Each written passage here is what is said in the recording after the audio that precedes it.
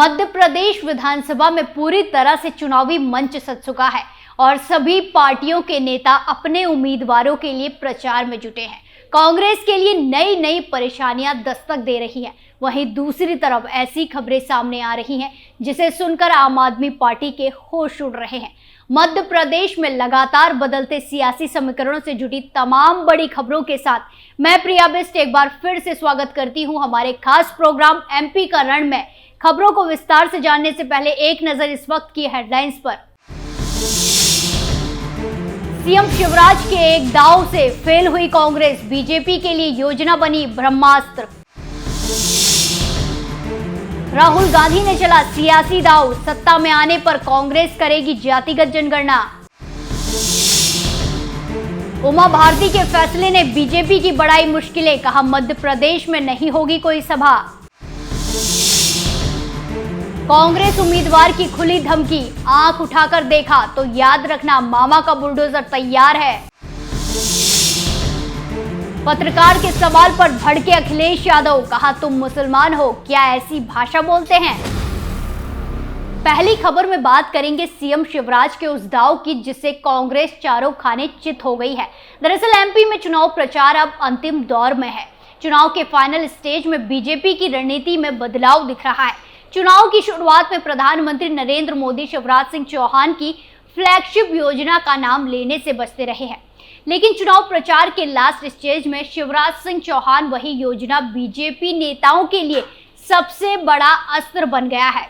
प्रधानमंत्री नरेंद्र मोदी से लेकर केंद्रीय मंत्री तक अब लाडली बहना योजना का जिक्र करने में लगे हैं। दरअसल बीजेपी ने केंद्र के 9 साल की विकास गाथाएं और मध्य प्रदेश की विभिन्न योजनाओं के सफल क्रियान्वयन को लेकर चुनाव अभियान की शुरुआत की थी। अब देखने में आ रहा है कि इलेक्शन के आखिरी दौर में ट्रंप कार्ड लाडली बहना योजना को पुरजोर तरीके से सामने रखा जा रहा है। ग्रामीण इलाकों में भी इस योजना का शॉर्ट एंड स्वीट प्रचार पर फोकस किया जा रहा है। प्रधानमंत्री नरेंद्र मोदी हो या मध्य प्रदेश के मुख्यमंत्री शिवराज सिंह चौहान, असम के मुख्यमंत्री हेमंत बिस्व शर्मा हो या गुजरात और उत्तर प्रदेश के मुख्यमंत्री भूपेंद्र पटेल और योगी आदित्यनाथ, सभी प्रमुखता से इस योजना का उल्लेख कर रहे हैं। इन सभी नेताओं के साथ ज्योतिरादित्य सिंधिया, कैलाश विजयवर्गीय भी अपने भाषणों में भी लाडली बहना योजना का नाम लेना नहीं भूलते। मुख्यमंत्री तो बकायदा 1,31,00,000 लाभान्वित बहनों से रिटर्न गिफ्ट भी मांग रहे हैं। उन्होंने कहा कि ये संख्या शीघ्र ही 1.5 करोड़ तक जाएगी। पहले तो केवल योजना का जिक्र करते हुए इसे 3,000 तक ले जाने की बात कही जाती थी, लेकिन अब साफ साफ कहा जा रहा है कि गलती से कांग्रेस की सरकार आ गई तो ये योजना बंद हो जाएगी। अब इस भय को दिखाकर भी प्रेत रूपी वोट पाने की कोशिश हो रही है। आखिरकार सत्तारूढ़ पार्टी को इसके बहाने अच्छे खासे वोट परसेंट बढ़ने का भरोसा है। प्रदेश के विभिन्न राजनीतिक विश्लेषक भी इसे गेम चेंजर निरूपित कर रहे हैं। दूसरी खबर में बात करेंगे राहुल गांधी के सियासी दांव की। दरअसल कांग्रेस नेता राहुल गांधी ने कहा कि जाति आधारित जनगणना एक क्रांतिकारी कदम है जो लोगों का जीवन बदल देगा और कांग्रेस के सत्ता में आने पर मध्य प्रदेश के साथ साथ राष्ट्रीय स्तर पर भी इसे करवाया जाएगा। वो मध्य प्रदेश के सतना में एक चुनावी रैली को संबोधित कर रहे थे। मध्य प्रदेश में 17 नवंबर को विधानसभा चुनाव के लिए मतदान होगा। उन्होंने बढ़ती बेरोजगारी को लेकर भाजपा के नेतृत्व वाली केंद्र सरकार की भी आलोचना की। कांग्रेस के पूर्व अध्यक्ष ने कहा कि मध्य प्रदेश में कांग्रेस के सत्ता में आने के बाद सबसे पहला काम प्रदेश में अन्य पिछड़ा वर्ग ओबीसी की सही संख्या जानने के लिए जाति आधारित जनगणना कराना होगा। उन्होंने कहा कि ये एक एक्सरे की तरह है जो सभी वर्गों की स्थिति सामने लाएगा, जिसके मुताबिक उनके कल्याण की नीतियां बनाई जाएंगी। उन्होंने कहा कि अगर कांग्रेस केंद्र में सत्ता में आती है तो वो राष्ट्रीय स्तर पर भी जाति आधारित जनगणना कराएंगे।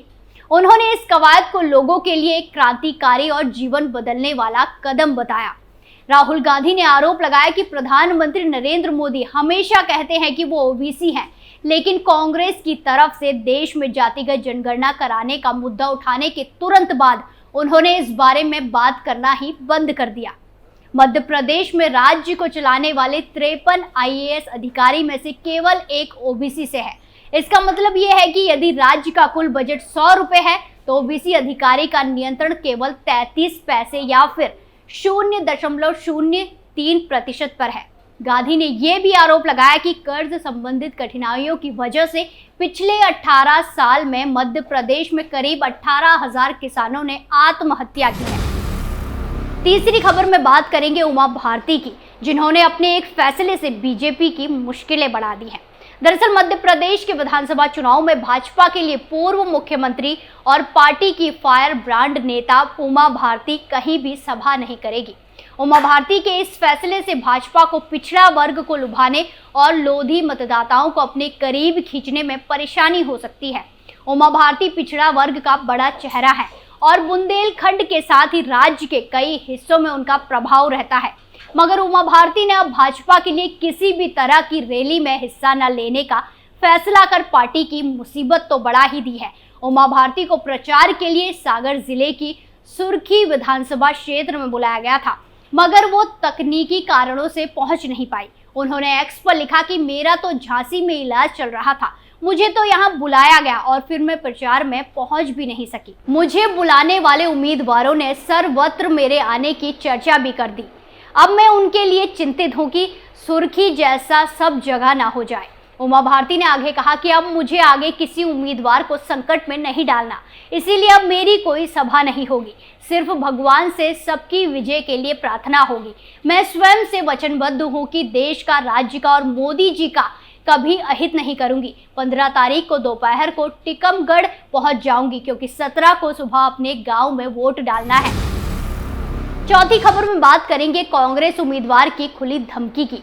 दरअसल मध्य प्रदेश के सीएम शिवराज सिंह चौहान ने अनूपपुर जिले के कोतमा में चुनावी सभा को संबोधित किया। इस दौरान सीएम ने जमकर कांग्रेस पर हमला किया है।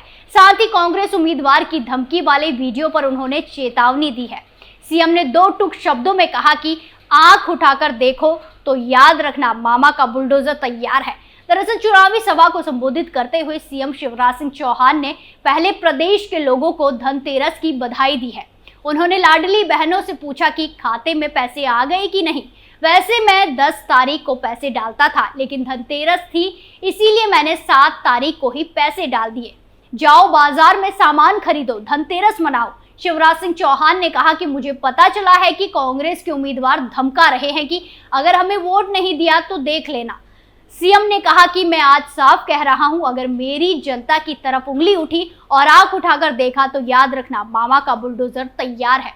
शिवराज सिंह चौहान ने कहा कि गुंडागर्दी, दादागिरी नहीं चलेगी, गुंडे और बदमाशों को तबाह करके रख दूंगा। वहीं सीएम ने कहा कि सज्जनों के लिए फूल से ज्यादा कोमल, लेकिन दुष्टों के लिए वज्र से ज्यादा कठोर हूं मैं। इसीलिए मैंने कानून बनाया है कि अगर मासूम बिटिया की तरफ कोई गलत नजर से देखेगा तो सीधा फांसी के फंदे पर चढ़ा दिया जाएगा। पांचवी खबर में बात करेंगे अखिलेश यादव की बौखलाहट की। दरअसल उत्तर प्रदेश के पूर्व मुख्यमंत्री और समाजवादी पार्टी के अध्यक्ष अखिलेश यादव इन दिनों मध्य प्रदेश में अपनी पार्टी के लिए खूब मेहनत कर रहे हैं। कई सीटों पर मजबूत उम्मीदवार उतारकर पूरा जोर लगा रहे हैं। अखिलेश यादव उस समय भड़क गए जब उन्हें एक पत्रकार ने टोटी चोर के आरोप को लेकर सवाल पूछ लिया। अखिलेश यादव ने उसे भाजपा का एजेंट भी बता डाला और नाम पूछते हुए उसकी फोटो खींचे जाने की बात कही। पत्रकार ने अखिलेश यादव से यूपी के सीएम योगी आदित्यनाथ की तरफ से 2018 में टोटी चोर बताए जाने को लेकर सवाल पूछा था।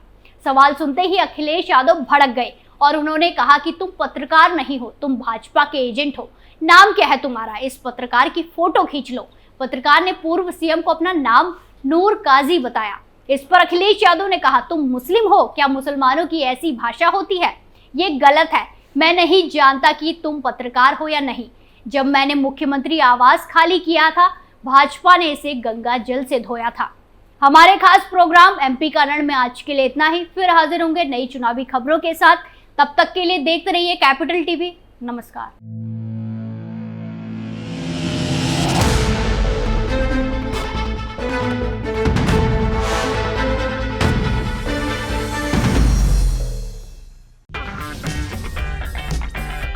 अगर आपको हमारा वीडियो पसंद आया हो तो इसे लाइक करें, हमारे चैनल को सब्सक्राइब करें और हाँ, बेल आइकन दबाना ना भूलें ताकि आप तक हमारे वीडियो की नोटिफिकेशन पहुंचती रहे। आप अपना सुझाव हमें कमेंट बॉक्स में दे सकते हैं। हमारे साथ जुड़ने के लिए शुक्रिया।